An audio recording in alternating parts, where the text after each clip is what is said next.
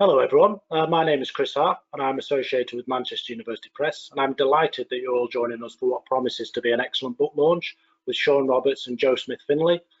Everyone at the press is excited about bringing you today's event and Sean's excellent new book, but before I jump in, I'd just like to do a little bit of housekeeping. So firstly, thank you to everyone who's tuned in and is watching this live and interactive book launch. On your screen you should see an event dashboard containing the option to raise questions. This is for you to type questions throughout the talk, which Sean and Joe will hopefully get around to answering during the Q&A section at the end of the event. Please do ask questions, because from the events we've already done, I know that authors really appreciate this interaction with the audience. So as a brief introduction to today's panel, Sean Roberts is the author of The War on the Uyghurs, the focus of this event.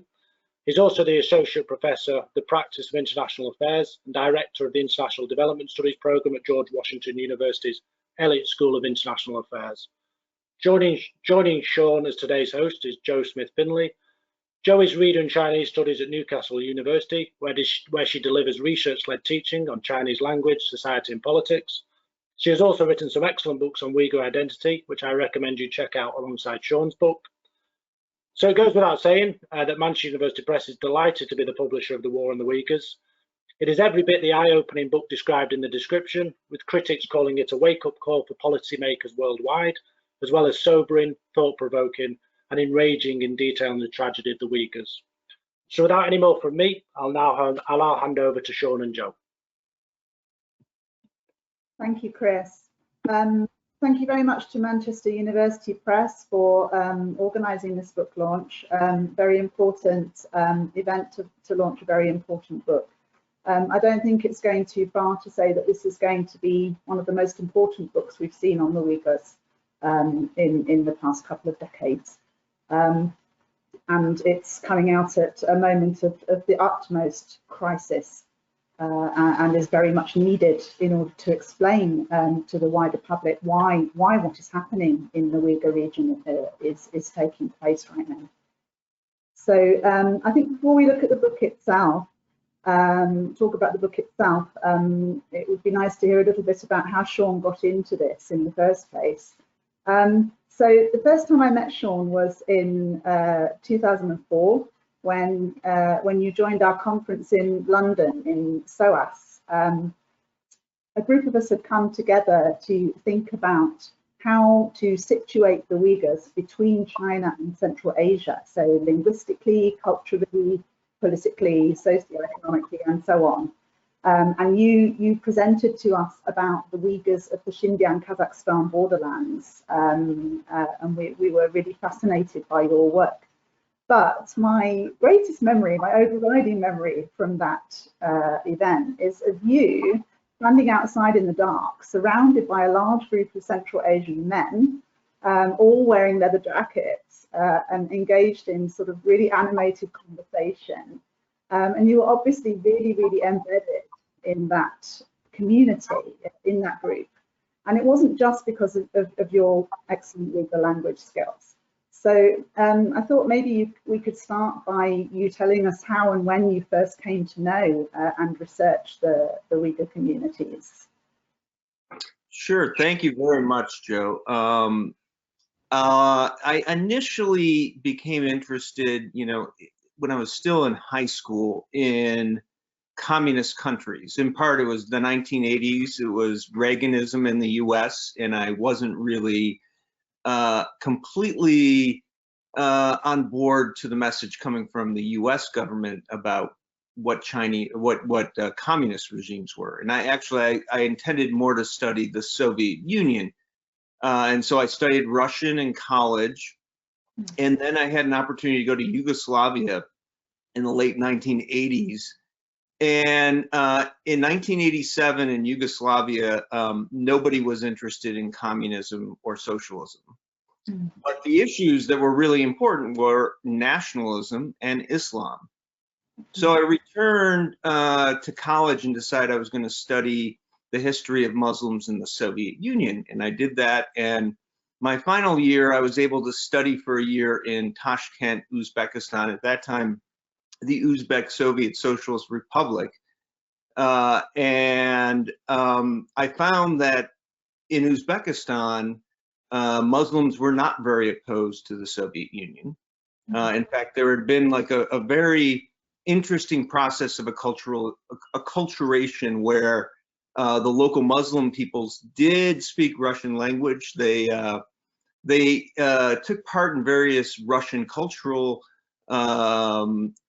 practices and so on, but they also had their own very strong identity. And then during my winter break, I went over to the Uyghur region inside China and found a completely different picture. And that's what got me intrigued, was that Uyghurs in China were very upset about the state.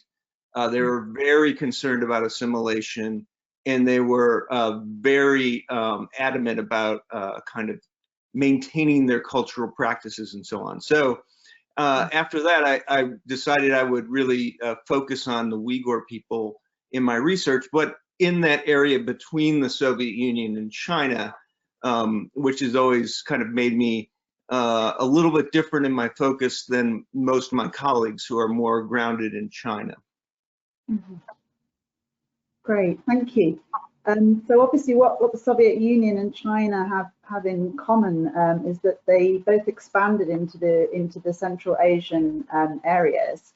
So looking at chapter 1 of the book, Sean, the book's opening with a chapter that sets in historical context Chinese colonialism in Xinjiang, which, by the way, for people who don't speak Chinese, means new frontier or new border. And the book ends with a chapter detailing the horrific details of the cultural genocide that is now taking place.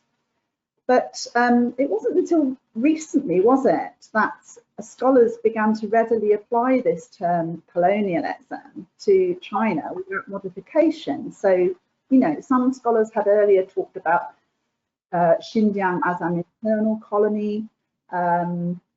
And in general, scholars have been quite cautious. So why do you think that was? Why do you think scholars were previously so reluctant to apply this term of colonialism to the Chinese context? Yeah, I think that's a really important issue. And I kind of see two reasons. One that's more global, and the other is related to China in particular. So the more global issue is that until recently, colonialism as a concept has generally been employed to discuss the domination of European states over colonies in the global South and East. And that has really kind of, I think, handcuffed the concept. I'm sure, Joe, you were in graduate school studying anthropology at the same time as I was, and colonialism was a central feature of anthropological inquiry.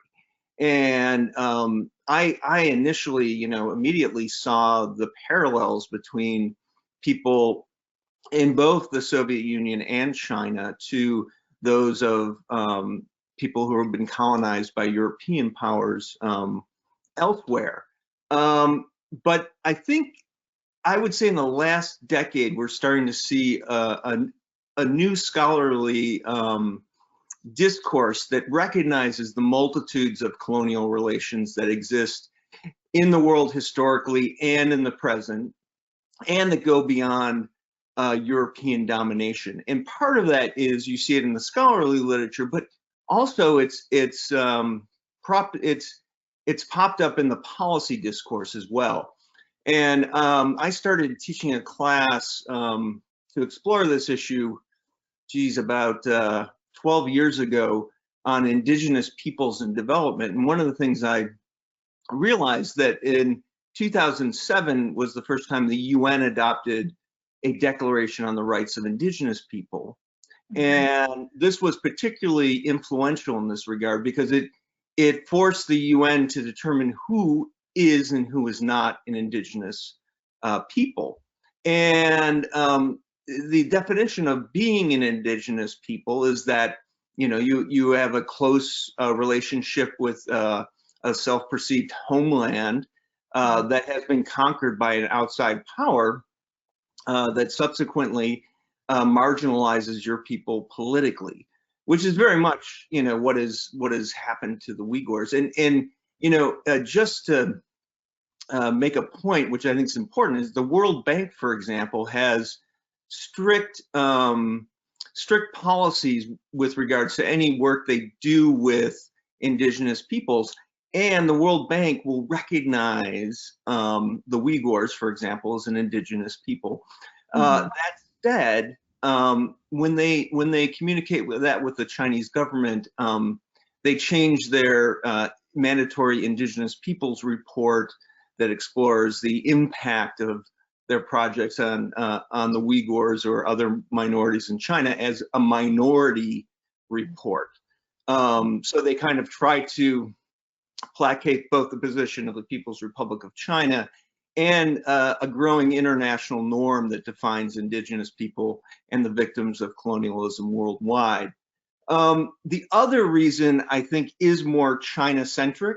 The People's Republic of China does not for one thing, they are signatories to the UN Declaration on the Rights of Indigenous People, but they also do not recognize that there are any indigenous peoples within the People's Republic of China.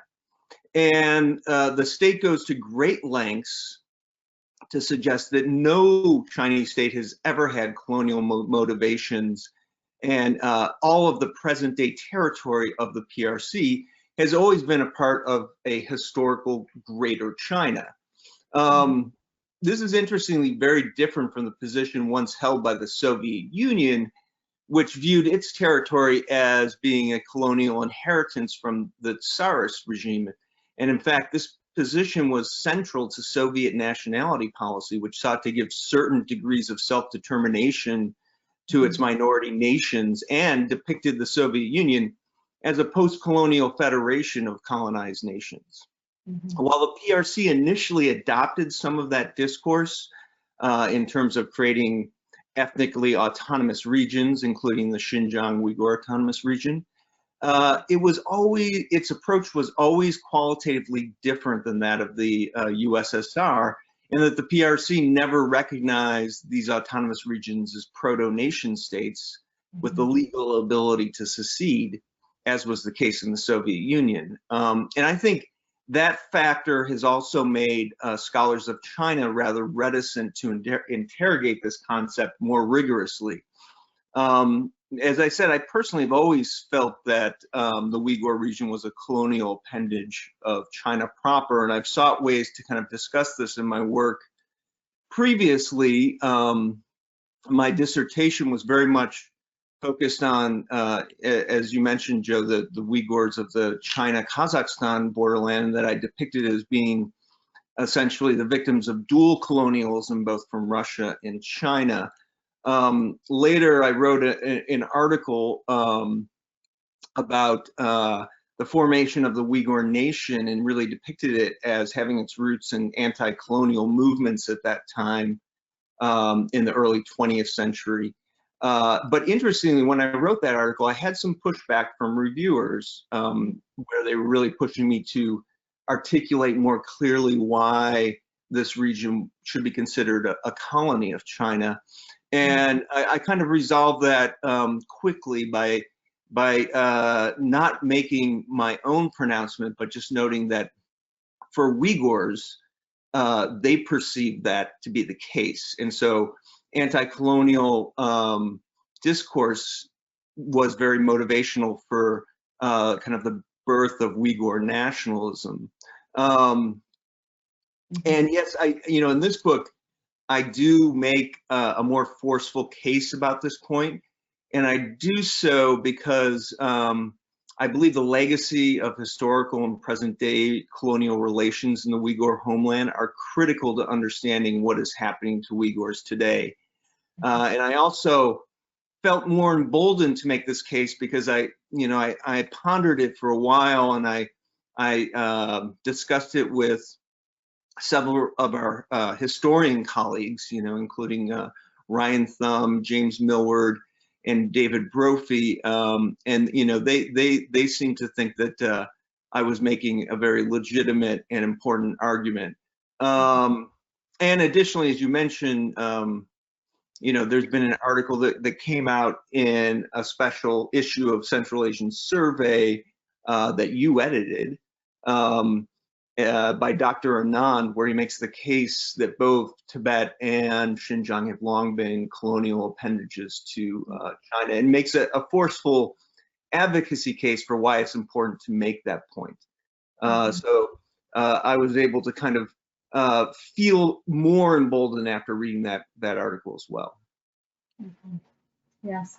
No, it takes me back, just listening to what you say about, the Uyghurs in particular, how the Uyghurs view the situation and their perception.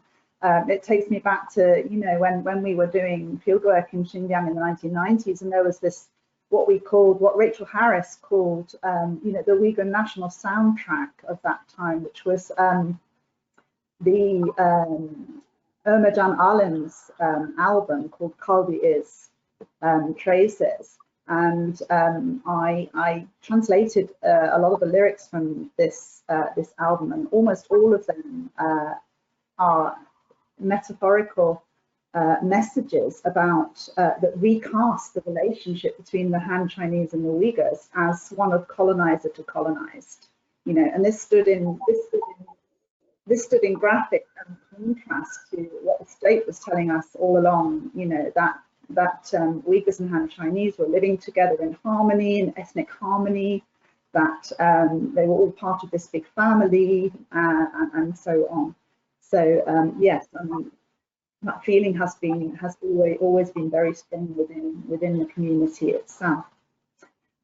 Moving us on to chapter 2. Chapter 2 starts to look at the terrorist threat, the idea of the terrorist threat in Xinjiang. So obviously China's been able to perpetrate much of what it's doing in Xinjiang since 2014 because of China's claim that it is dealing with an Islamic extremist threat, a terrorist threat. Now you've spent much of your recent career working very hard to debunk that myth, doing really important work to challenge that myth. So can you tell us about the wider role and responsibility of the global war on terror in supporting China's claim since 2002 that the Uyghurs are a global Islamic threat? Yes, thank you. I think that's an important question, and it's certainly a core argument in my book. I argue that, without the global war on terror, it's difficult to imagine what is happening to Uyghurs today as having taken place with the general impunity from the international community. And this, of course, is true in the sense that the PRC has used this narrative adopted from the war on terror to suppress Uyghur dissent since the early 2000s. And the US in particular played a very important role, which I discuss in that chapter, in recognizing that there was an alleged Uyghur terrorist threat to China. And I think very much in a flawed way, that recognition, I think, really was given as a quid pro quo in a variety of geopolitical issues surrounding US-China relations, and in particular, getting at least Chinese acquiescence in the US invasion of Iraq. But as the Chinese government began characterizing Uyghur dissent of all kinds as terrorism and extremism, it really began to use more draconian means of oppression, and they were able to do so without getting much criticism from the international community. It's very easy to engage in whataboutism, as the US and a variety of European states were also complicit in mass human rights abuses justified around this issue of terrorism. However, it's also, I think, important to note that the logic of the war on terror generally calls for a racially, ethnically, and religiously profiled suspension of human rights. This is largely due to the way that the war, if we want to call it a war at all, imagines its terrorist enemies. So terrorists are imagined first as being motivated by their identity. And I think actually, as you know, at first the Obama administration, it's become kind of more used internationally. It pivoted from a war on terrorism to a war on extremism. This is even more true that terrorists are imagined as first and foremost being motivated by their identity as believers in a certain form of Islam. And second, they are imagined as clandestine and hidden inside the general population. So this allows for attempts to weed out the terrorists in a population that's perceived as being prone to terrorism. And this inevitably, you know, makes attempts to defeat terrorism basically motivated by racial, ethnic, religious profiling within a given population. And, you know, I would say to a certain degree, you know, this makes the whole narrative of the war on terror prone to genocidal strategies. And we've seen this with regards to the Rohingya and now with the Uyghurs. And one larger global concern is that these two examples may set a precedent for the use of this narrative in you know, future genocides, particularly affecting marginalized Muslim populations around the world. Because, you know, certainly China has kind of weaponized this discourse to attack the Uyghurs. I think Russia has done so to attack other populations. And the fact that there is no internationally recognized definition of terrorism allows states to use it really arbitrarily. And, you know, so kind of a hidden argument in my book, it was at one time kind of a central argument before 2017, is that I think the international community, if they really want to stem the negative uses of this terrorism, of the term terrorism for, you know, nefarious political objectives, they need to define internationally and have a consensus on what determines terrorism, or how do we characterize terrorists. Yeah, I absolutely agree. Another place where we see the misuse of the idea of the terrorist threat is, of course, India. You know, what Modi's now, I think Modi's been very much enabled by what he sees Xi doing just across the border in Xinjiang. I think this is acting to enable Narendra Modi to perpetrate similar erasures, cultural erasures in India also. And it's been interesting since I've been writing about the cultural genocide, thinking about the cultural genocide happening in the Uyghur region now, and characterizing the state's policies in terms of state terrorism. I've been contacted a few times by Islam Radio, sort of local radio stations run by Muslims in the UK, who are very keen to compare what's happening in China as a kind of more extreme version of what's happening in the UK under the Prevent legislation. So essentially they are feeling very much tarred with the same brush, you know, very much identified through their faith as an always already dangerous population, you know. So coming to the definition, yeah, the definition is so important, isn't it? So how do you define the concept of terrorism? Of course, you talk about this in your book, and how much of the violence that we did begin to see in the Uyghur region, particularly between 2012 and 2016, in the era of, suddenly very aggressive religious policing, how much of that violence would you say can properly be described as terrorism or not? And if it's not terrorism, then how do you conceptualize that violence? Mm-hmm.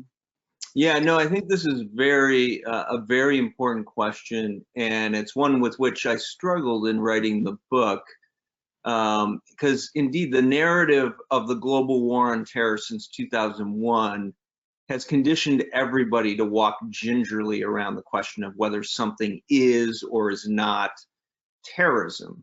And this is, of course, exacerbated by the fact that I already mentioned that the global community persistently refuses to establish a consensus normative definition of what constitutes terrorism. Because it's important to note that, states do not want a consensus international definition because it's quite convenient that it's a vague concept that can be weaponized. For this reason, I established my working definition of terrorism in the introduction to my book as essentially any act of political violence that intentionally targets civilians. This definition essentially holds non-state actors engaging in conflict to the same international rules of engagement that states must abide by when they're engaged in conflict. So the international community has decided, for better or for worse, that certain violence, certain political violence, is legitimate in the context of war, excuse me, but it has regulated that violence by limiting it to targets that represent the state with the ultimate goal of protecting innocent civilians. So I think most people know during a war, it's considered a war crime when one of the sides in the war deliberately kills civilians, bombing civilian targets and so on. I think the more difficult issue when you're trying to make this point, and one that probably needs a lot more further discussion, is what constitutes a civilian. I think it's very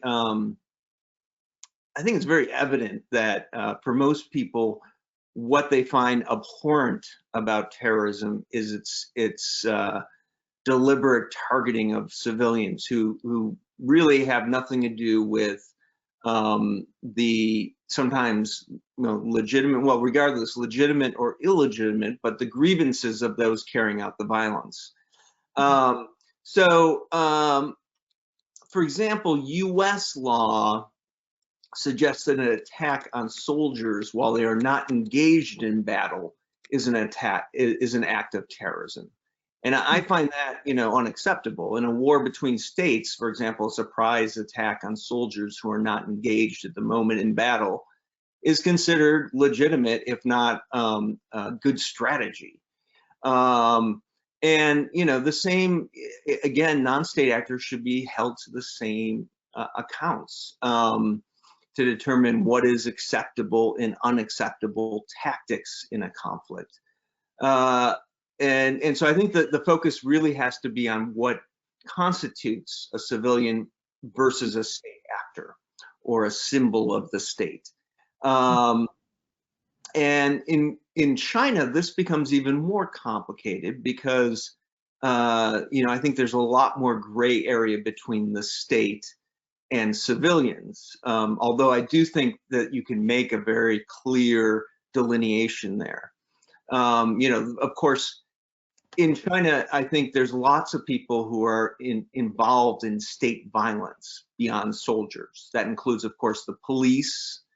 And it may even include people working in the ideological realm. And in the case of the Uyghurs, for example, there were some very high-profile assassinations of religious leaders. But these religious leaders had basically been state spokespeople for the anti-religious policies of the state. So you can kind of see where a group of Uyghurs would see that as a legitimate target in a conflict. By my definition, there's very few acts of violence that have been carried out or alleged to be carried out by Uyghurs that justify the label of terrorism. And even several of these acts of violence are debatable with regards to their definition as terrorism, because we never really get to know much about political motivation. And there's no evidence that any of the acts that have allegedly been perpetrated by Uyghurs over the last 2 decades, that any of them have been the product of an organized group. And I think most importantly, there's very little evidence that there has been any organized group of Uyghurs inside China who could be considered legitimately as terrorists or a terrorist group.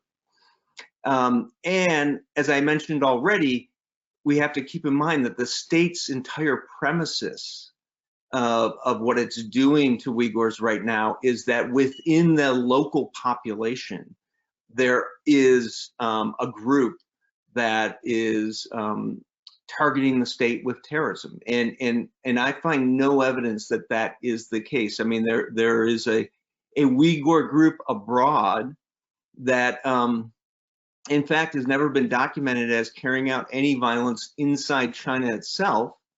That is an extremist group that is linked to various international extremist groups, but even that group, has not carried out any attacks that specifically, look like our classic idea of terrorism targeting civilians. They're essentially have become mercenaries, first in Afghanistan and later in Syria.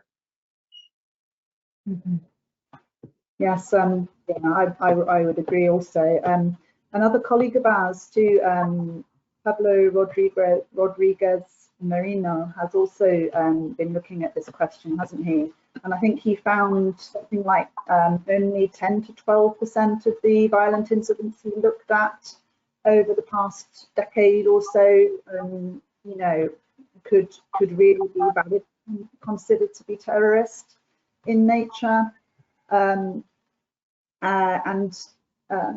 For the period 2012 to 16, everything we read about that period about the violence that happened in South Xinjiang, there's a very clear pattern, it seems to me, where a lot of the violence seems to be spontaneous. It seems to be non-premeditated.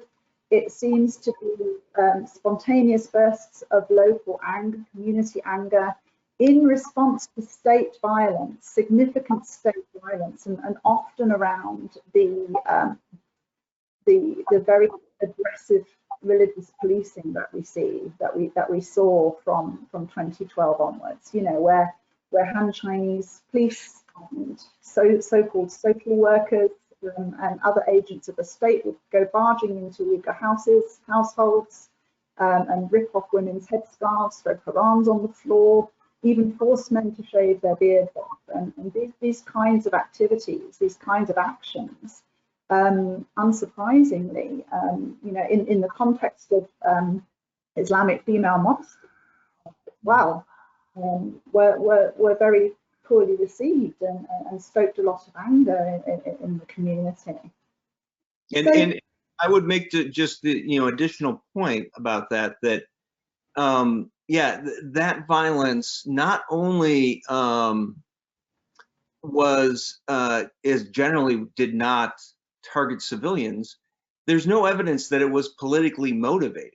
It's much more like acts of civil disturbance in a community that is, as you mentioned, being targeted by state violence. And that's, as I was writing about that, I kept on thinking of marginalized communities in the United States that are under duress from police, and the violence that we see is much more like that kind of violence from that period than any kind of organized, politically motivated violence. It's just, self-defense in some cases, in other cases, outrage and, as you said, not premeditated violence.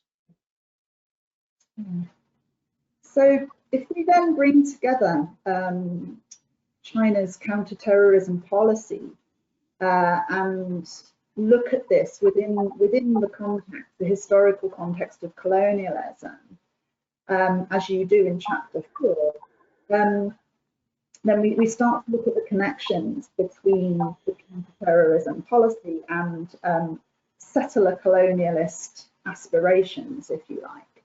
So, you know, again, those of us who did our long-term research, our PhD research in the Uyghur region in the 90s, we all remember very well the very high tensions that existed at that time between Uyghur locals and the Han Chinese settlers or in-migrants, as I sort of diplomatically called them in my own book. And Uyghurs would complain every day to the scholars there at that time about how Han Chinese had no respect for Uyghur language, religion, or culture.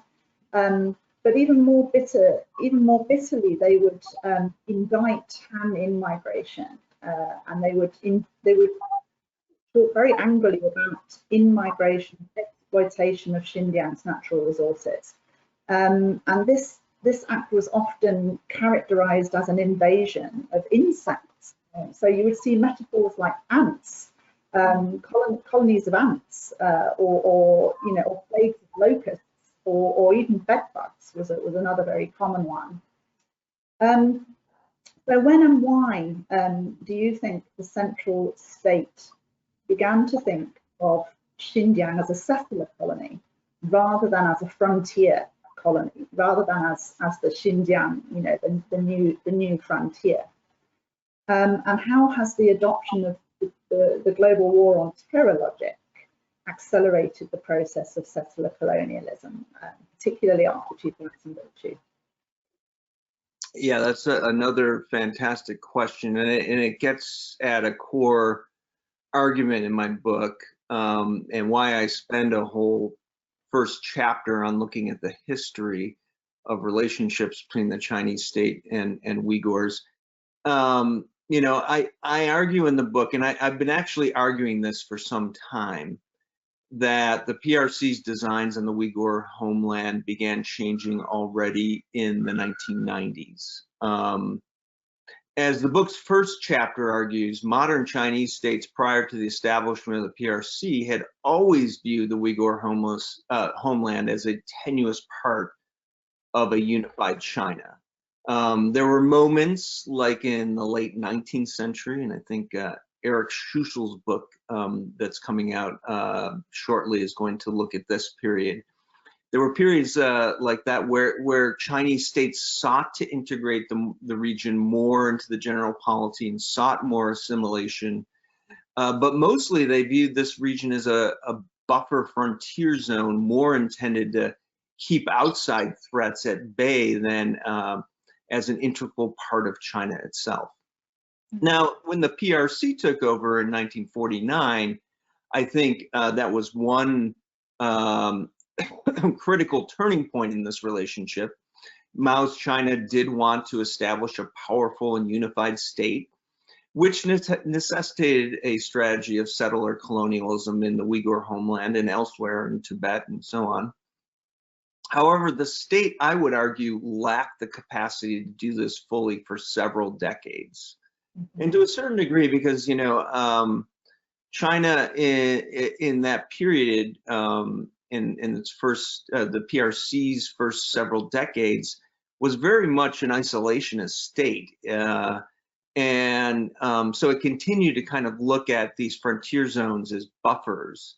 But, you know, also, even if it wanted to settle the region and colonize it more fully, the chaos surrounding state policies at this time, you know, the 100 Flowers campaign followed by the anti-rightist campaign and the Great Leap Forward and the Cultural Revolution, those all limited the ability of the PRC to truly go about kind of the nuts and bolts work that would truly integrate the Uyghur homeland into the state.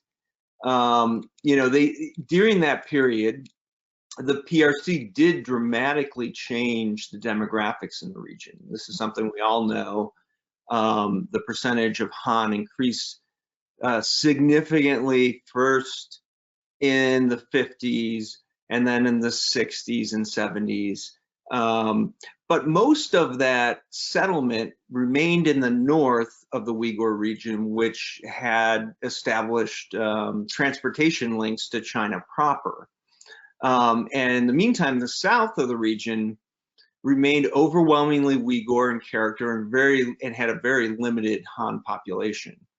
And then there's a period in the 1980s where there's an attempt to integrate the Uyghur region by providing the local indigenous population with the ability to promote their own culture and simultaneously find commonality with Han as part of a larger multi-ethnic and reforming PRC. But I think this effort was cut short already in the early 1990s. You know, it was a combination of events, Tiananmen Square events in 1989, the fall of the Soviet Union in 1991.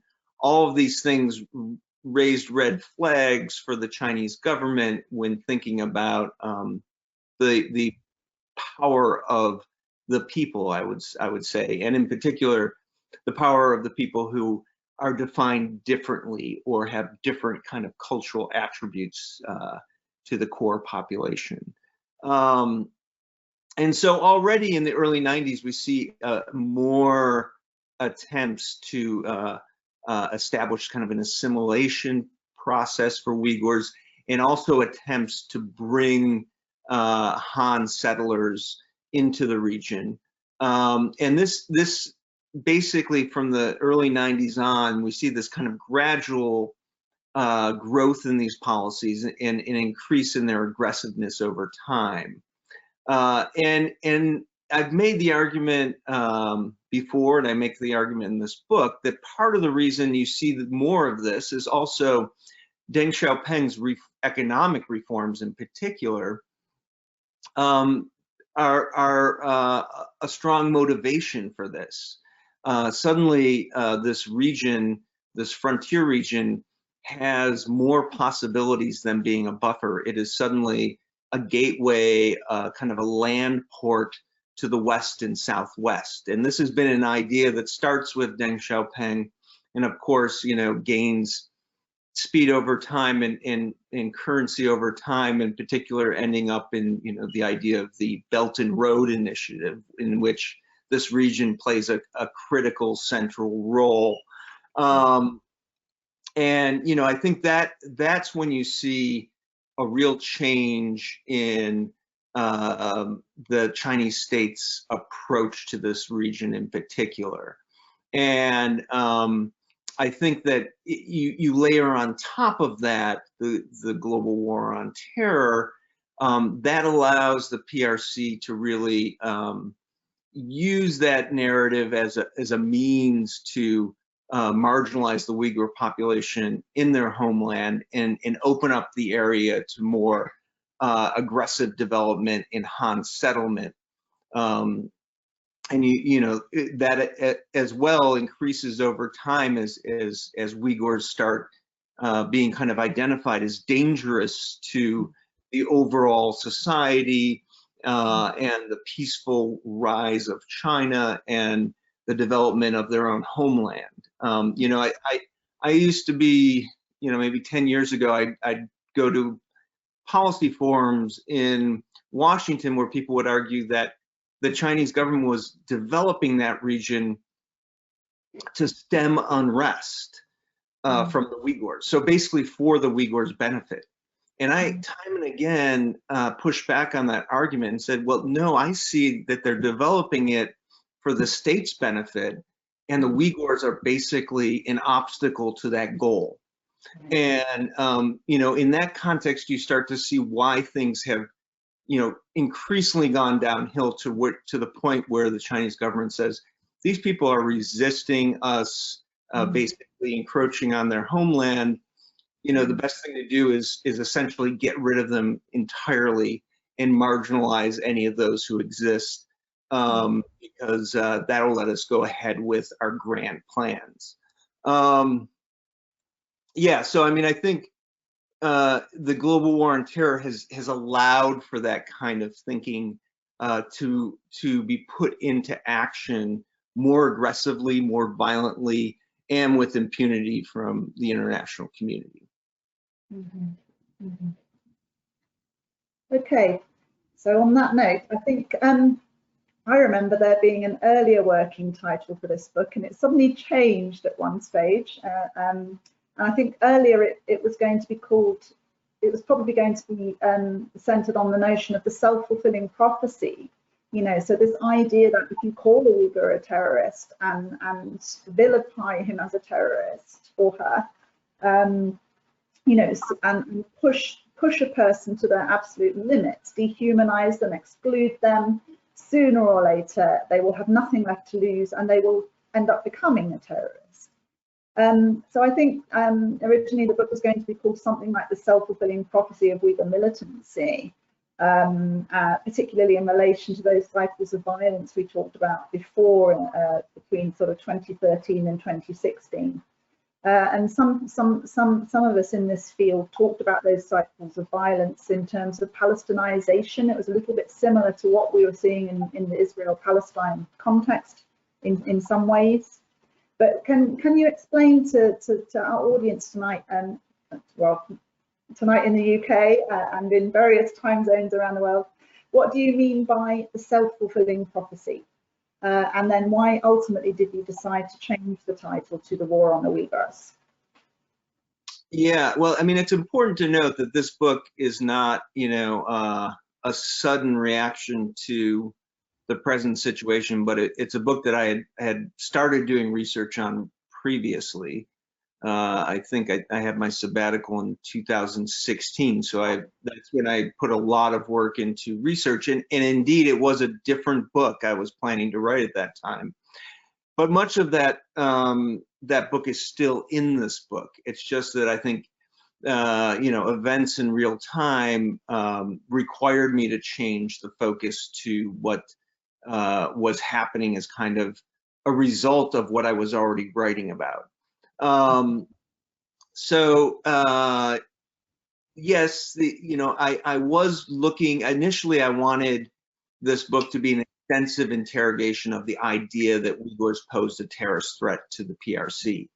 And I had noted after over a decade of claiming to fight an alleged terrorist threat from Uyghurs that plainly did not exist, that all of a sudden we started to see, as you mentioned earlier, a few violent acts that looked much more like terrorism, you know, and this was, I think the first act was really, this one was somewhat murky, you know, was still questionable whether this was politically motivated, was intentionally targeting civilians, but when a family of Uyghurs in 2013, late 2013, drove an SUV into Tiananmen Square, but much more alike to terrorist acts we see starting after that in 2014, including the knife attack on civilians in Kunming train station, the explosion at a Urumqi rail station, an attack on a group of miners at a camp in the Uyghur region. But there's really very few of them, but it definitely suggests that, you know, at least there's some Uyghurs in the region who are starting to think about terrorism tactics as a way to address their situation. So my thesis of that book, which is still a part of the present book's thesis, was that PRC's illegitimate branding of Uyghurs as a terrorist threat for over a decade had eventually driven a limited number of Uyghurs to carry out terrorist attacks. And this is the self-fulfilling prophecy about which I discuss in the book. And this concept has its origins in Robert Merton's early sociological studies of structural racism in the United States in the 1940s, for example.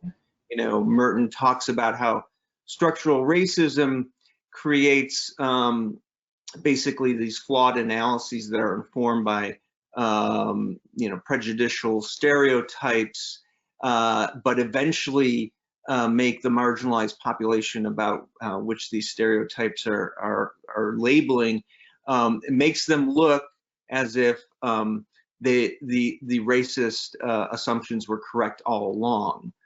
So an example he gives is unions not including African Americans in their ranks turn many African Americans into scabs, going against strikes, and then the unions would be saying in retrospect, yes, this is the reason we don't let African Americans into our union. So it's this kind of spiraling cycle of structural racism, which I think really fits a lot of what has happened to the Uyghurs over the last 2 decades. I just want to note that I think this is not only is it important in understanding the overall trajectory of events over the last 2 decades, but it also shows how the PRC is justifying its present cultural genocide in the Uyghur region. And it's just like Merton talks about how you're able to justify in retrospect after you force people into a certain situation what you're doing to them. And it's noteworthy that my book has eventually become about much more than the terrorism issue. And I've had to address as the kind of central theme the cultural genocide that's taking place today. Okay, so that brings us on to the cultural genocide itself.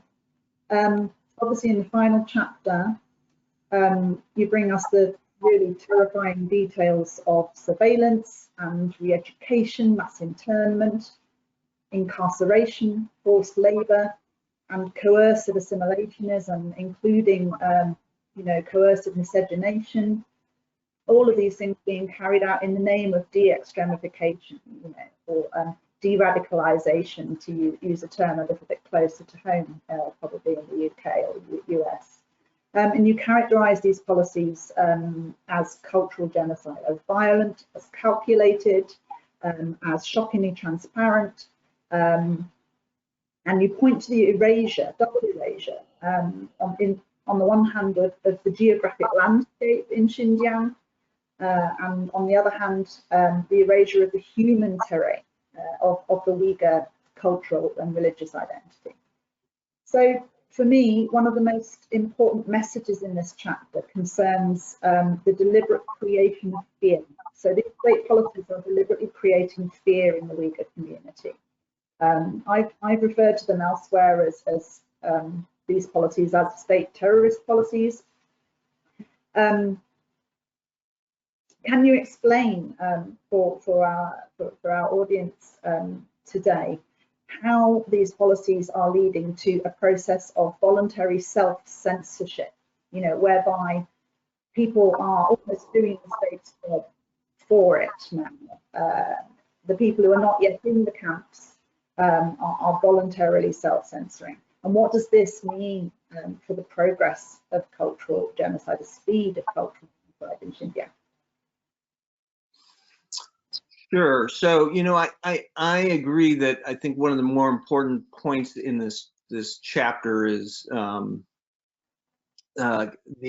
trying to outline how the manufacture of consent is taking place in the Uyghur population.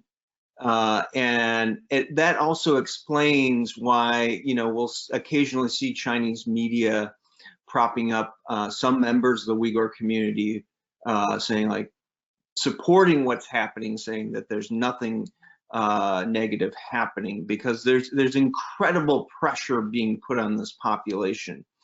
My research about what's happening now, I think you won't see anything in the book that you couldn't find elsewhere about what's happening today. Most of that information has been broken by a few scholars who've analyzed government documents, a multitude of journalists who've been documenting it. Also, you know, the testimonies of Uyghurs and members of other indigenous groups to the Uyghur region who've been able to get out of the country. You know, all of that data is there, but I'm trying to contextualize it. And I think it's really important to get beyond the headline of the mass internment camps, which are shocking, they're horrible, and they bring up obvious, you know, allegories of genocides past and so on. But I try to look at what the Chinese state's doing as more of a complex of policies, you know, and at the core of that is ensuring complicitness from the Uyghur people as a whole for what the state wants to do to the Uyghur homeland and to the Uyghur people. So essentially, you know, the mass network of surveillance and the arbitrary detention of large swaths of the population creates a perfect system for ensuring Uyghur acquiescence to anything the Chinese state says. It gives everyone basically a stark choice. Either you display full and unyielding loyalty to the state and state policy, or the state will put you, your friends, and your family members in a re-education camp, or worse, in prison. The network of surveillance ensures that every Uyghur is continually watched for signs of disloyalty, and the large network of detention facilities allows for rapid punishment, you know, on the spot. You know, like some of the details we've seen, for example, in the documents leaked through that's known as the Karakash list about reasons people were detained. Large numbers of people have been detained at checkpoints by checking their telephone for either its content or just allowing them to pull up a profile of that individual and say, oh yes, this individual we think is an extremist, they must go away. And finally, you know, in addition to that, I think it's important to note that the regulations on de-extremification, yes, which is a funny word, you know, we hear more here about de-radicalization, but it's essentially the same idea. But the regulations on de-extremification have codified cultural and religious behavior that can be characterized as criminal and deserving of punishment. And, you know, some of them include preventing your son or daughter from marrying somebody outside their ethnic group, for example. So, you know, I mean, that's a clear sign of coercion amidst the campaign where the state is encouraging interethnic marriage. So, you know, if a Han asks for your son or daughter's hand in marriage, not agreeing to that is essentially a crime.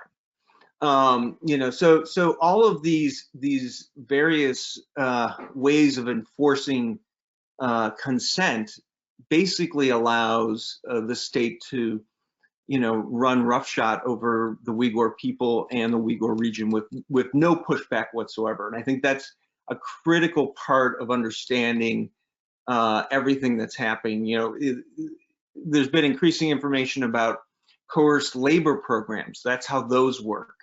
You know, this is how residential kindergarten programs are working. This is how, as I mentioned already, interethnic marriage campaigns are working. You basically say, this is voluntary, but if you don't agree, you go to prison.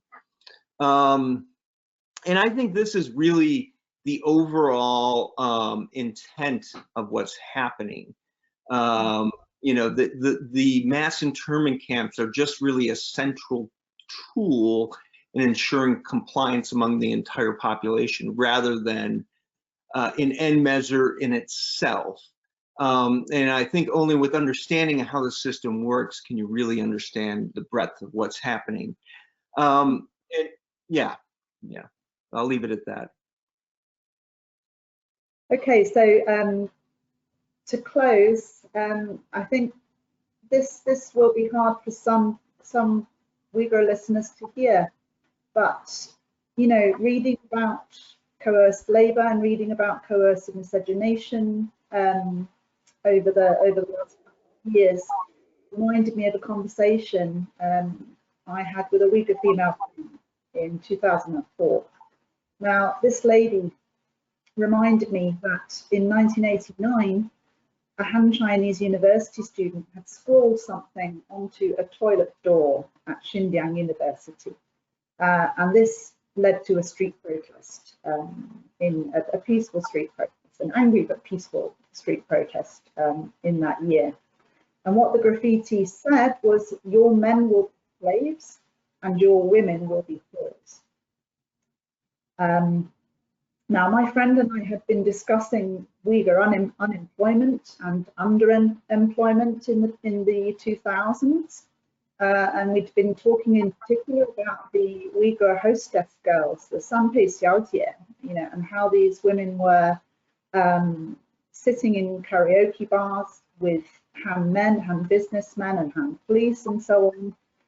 Being paid sort of much higher salaries than they could get if they worked, for example, in the service industry, by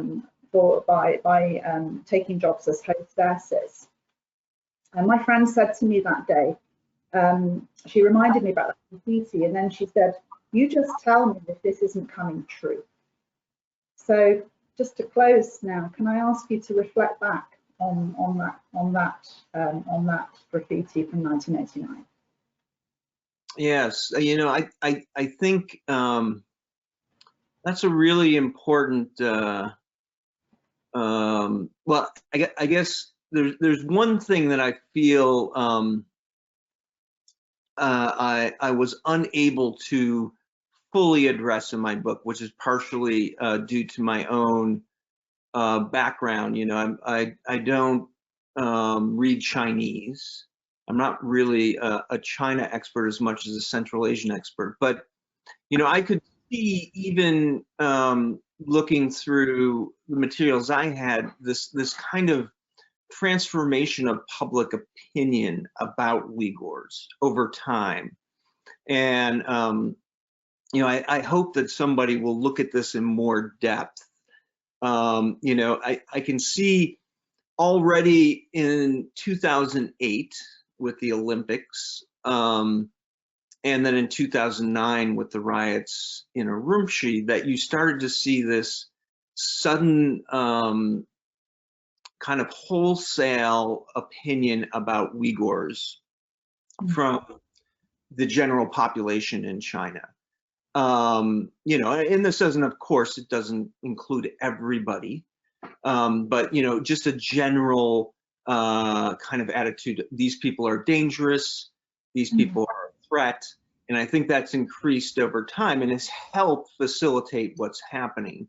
But, you know, as this graffiti points out, this was really starting earlier. And, you know, those of us who've been studying Uyghurs for a long time know that, you know, there's always been kind of racial, ethnic stereotypes about Uyghurs among Han. But at what point did this really become so antagonistic is something that really is, I think, would be very groundbreaking to try to figure out. You know, as early as 2004, I mean, you know, in some ways that graffiti just sounds like, you know, a belligerent colonist anywhere in the world, you know, an English person talking about Indians back in the 19th century or something. But on the other hand, you know, it's so antagonistic and so kind of foreboding that you wonder, did things really begin to change, you know, much earlier than 2009, let's say, because of course the ethnic riots in Urumqi really turned a large number of Han against the Uyghurs as a people and started to kind of brand them as a threat. But you know, it's a very disturbing comment, and And you know, it's not that surprising for those of us who've been going to that region for a long time, but disturbing nonetheless. Mm-hmm. Okay, I can't actually see the time on my screen. Can someone tell me what the time is? I think we need to be going into questions now. And the other issue is, Chris from MUP, if you're there, I can only see one question in my questions box. And I'm not sure if there are more than that. Yeah, there are, sorry, the time is 7:40.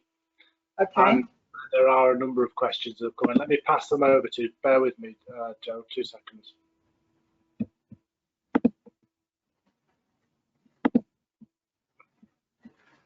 They should start coming into your screen now, if that helps you.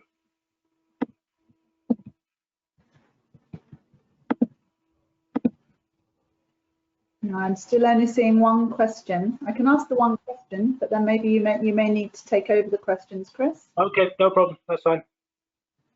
So I'll ask this one. Professor Roberts, it begins. According to your experiences in Central Asia, do we really believe that there was or is a pan-Islam or pan-Turkism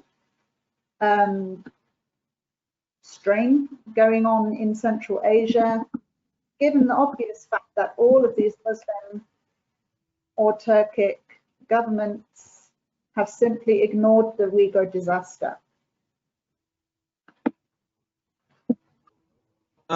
Yeah, no, I mean, I think the idea of pan-Turkism and pan-Islamism in Central Asia writ large was quite overstated during the Soviet period. And we've certainly seen that rhetoric used both by the Soviet state and the Chinese state as a threat from the local populations of Central Asia. But, you know, having spent a lot of time in Central Asia during the 1990s, I can tell you that there were a lot of people from Turkey that came to Central Asia who were kind of promoting this idea that we're all part of this pan-Turkic family. And it mostly fell on deaf ears. I think, you know, unfortunately, there's very little, I guess there's very little sense that there's solidarity in Central Asia with the Uyghur people. I think there is some, but in Central Asia is also a region that doesn't really have a history of public political action. So it's very hard for some people, I think, to, you know, even if they feel very bad about what's happening to Uyghurs, to translate that into any kind of political action. And then secondly, of course, the states, and this goes for Turkey as well, the states have been very, you know, they've walked very gingerly around this issue because they are very dependent on Chinese economic trade and relations, so they don't want to insult the Chinese government directly. One point I will make, though, that's interesting is, and this occurred to me early on when we started to hear about the detention of Kazakhs and other Turkic people in the camps inside China, is that, you know, the Chinese government had actually for a long time tried to employ a politics of divide and conquer by turning Kazakhs and other groups in the region against the Uyghurs and vice versa. You know, ironically, you know, this was because actually there was more of a pan-Turkist political movement in China than in former Soviet Central Asia. In China, that's where you saw two East Turkistan republics that were explicitly framed as Turkic because they involved Kazakhs, Uzbeks, Kyrgyz, and so on. So it seems to me that, like, the Chinese government, by attacking not only Uyghurs but other groups in the region, are essentially, you know, kind of forcing back a sense of a pan-Turkic identity there. And most importantly to that is the group Atajurt in Kazakhstan has been at the forefront of exposing what the Chinese state is doing to the indigenous people of the Uyghur homeland. Okay, great, thanks, Sean. So, off the bat, so what hope is there that the Uyghur culture and language can survive this current genocide? Well, I think that one thing I think that Joe will agree with me on, and probably most people who've studied Uyghurs, is the Uyghurs are an extremely resilient people. Part of the reason I think that the Chinese state has gone to such draconian measures to forcibly assimilate Uyghurs is Uyghurs have always expressed to me a sincere intention to resist assimilation, more so than other people I've encountered in Central Asia. So that is certainly one thing to keep in mind. I do feel in the present context, particularly what we were talking about in terms of the network of policies that are ensuring compliance and acquiescence, I could see, and I talk about this in my book's conclusion, essentially the complete marginalization of this people and looking very much like the Native American population in the US that has been decimated in so many ways. It still is strong in certain ways. It's been able to maintain things, but it's lost a lot of its language legacy. It's been marginalized politically and economically within the United States. It's been displaced and isolated on reservations. I could see that happening in China as well. But I do think that the other aspect to keep in mind is there's a large Uyghur diaspora, and that diaspora is certainly not going to let the Uyghur language, Uyghur culture, and Uyghur history disappear. It just maybe won't be inside China. Mm-hmm. Yeah, and one example of that is Istanbul, of course, where we see Uyghur communities putting up some really great schools, two kinds of school actually, religious schools and secular schools, but both of them, pushing Uyghur culture very strongly and using a range of textbooks that push Uyghur culture very strongly. And this is in stark contrast to the textbooks, the revised textbooks that I've been analysing recently with my colleague Dilmurat Mahmud, who's at McGill University in Canada. We've been looking at the most recently revised textbook in Xinjiang, which completely erase the Uyghurs as a people and erase all of the geographical characteristics of the region itself. It's almost as though, this region was never Turkic Islamic. It was never anything other than a part of China that looks just like the rest of China. This is the impression you would get when you read this textbook. But as Sean says, the story on the outside is very different. Okay, talking about the outside, there's a number of questions here that, and you can address whether these are fair questions and the general context. But there's been a muted response. A lot of people have raised about the muted response to the Uyghur situation from Muslim or Islamic countries. Are there any thoughts on why, and could this change? And is that a fair comment? Yeah, I mean, I think, again, per the comment about Central Asia, I think right now we're seeing a sense that the Chinese government throughout the world, and in particularly in developing countries, has incredibly strong soft power. And states are not going to push back on things happening within China, particularly when China is so concerned about this idea of interference in domestic issues, which a lot of other states, also have been very adamant about, and so when they see, one thing that worries me is I see the United States, pushing for more attention to this, which on the one hand I think is a very positive development, but on the other hand, can turn off a lot of people who see the U.S. as an interference force internationally.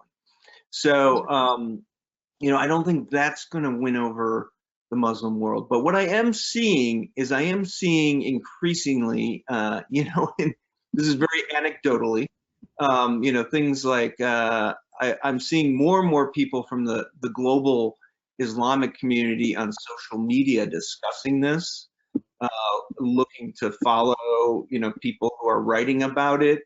And so I do think that we're going to see some more attention in the Muslim world to this. And, it's going to be more visible in places that have more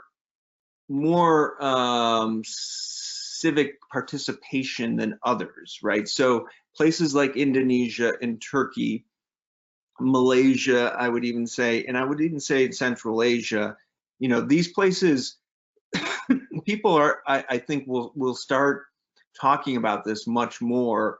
And we've already seen, to a certain extent, it became an issue in the Indonesian presidential election this past year. So, I think that we're going to see more and more attention to this. And that said, I don't expect a lot of states to sanction, a lot of Muslim states to sanction China over this issue. Okay. A couple of questions asking whether you've done any research on, you've raised it a number of times, the diaspora, the Uyghur diaspora outside of China.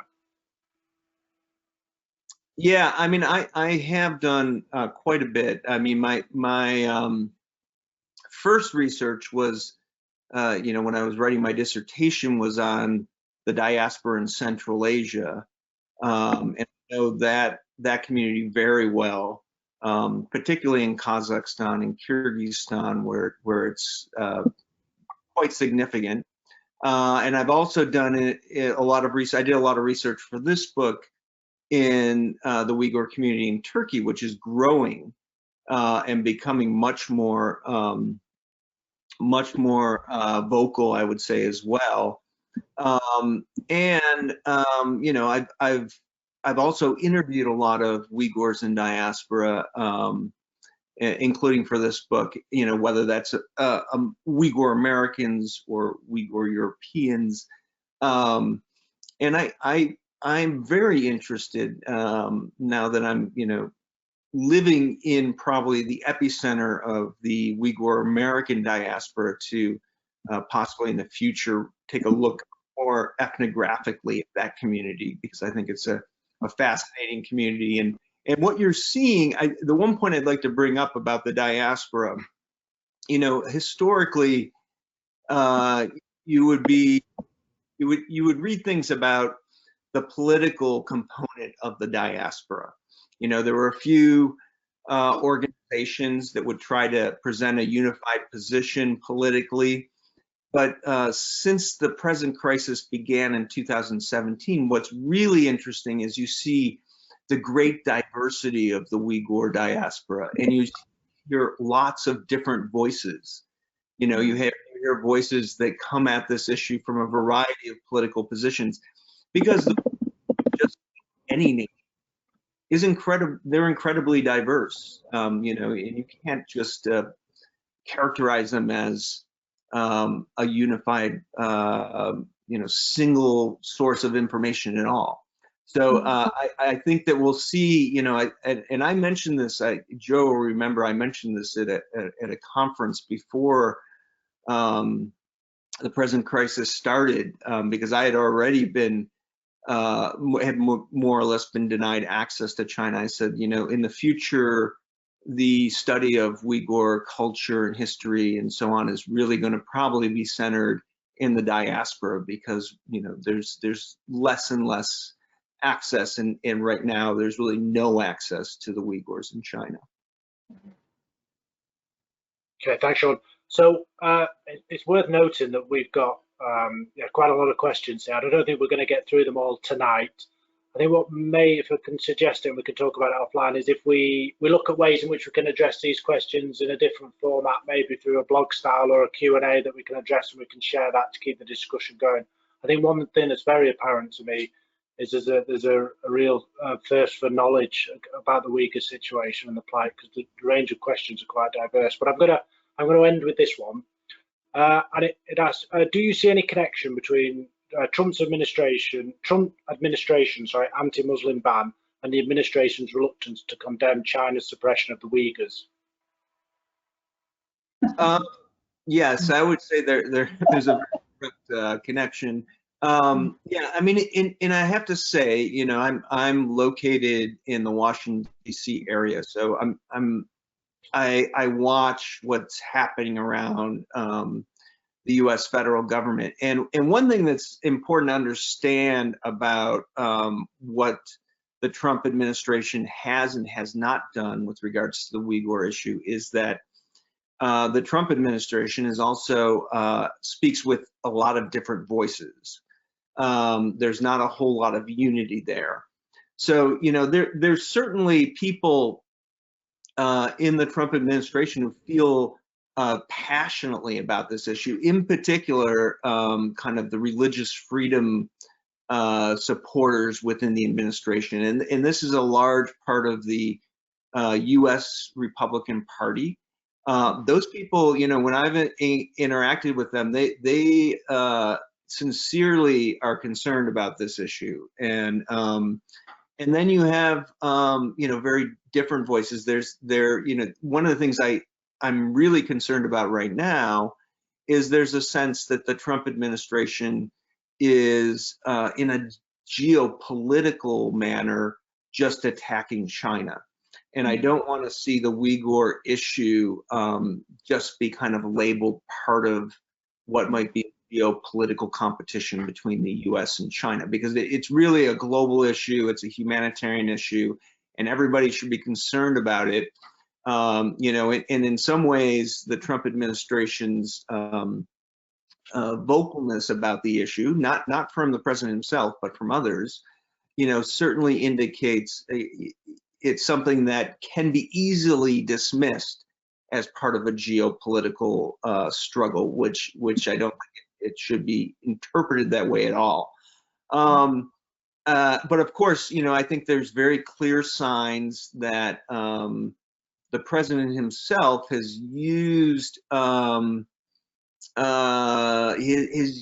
basically racist tropes as a part of rallying a certain base votership for him. And, you know, that includes the Muslim ban, and it also, I think, includes just, you know, to a certain degree, some of his own personal attitudes about this. I mean, we heard that he was told about the mass internment camps by Xi Jinping, and that he basically said that sounds like a normal response to a threat.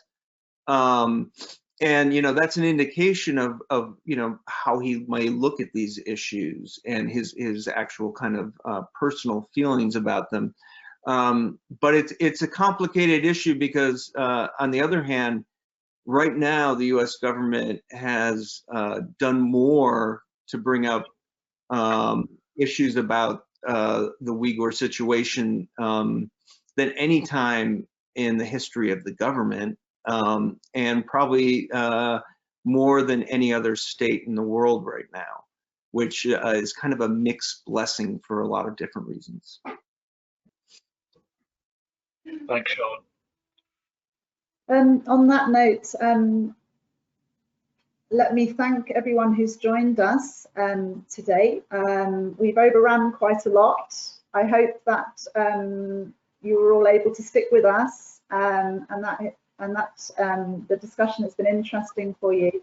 I understand from Manchester University Press that there will be a hefty discount code coming your way by email after this session. So don't rush out and buy the book online immediately. Wait for that discount to arrive in your inboxes.